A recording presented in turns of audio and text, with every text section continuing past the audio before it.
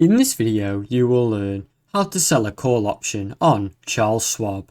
First, log into your Schwab account, access your brokerage account via the Schwab website or mobile app. Go to the trading options section, navigate to the trade tab and select options to enter the options trading platform. Enter the underlying stock. Enter the ticker symbol of the stock you want to write a call option on. You must own 100 plus shares if you're doing a covered call. Choose the sell to open.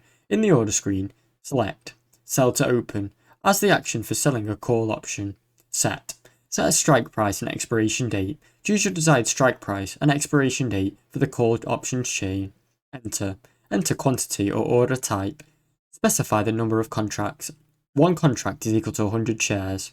And choose your order type, such as a limit or market. Review and submit. Double check all your details, including the premium you will receive. Then submit the order to sell the call. Thanks for watching. Don't forget to like and subscribe.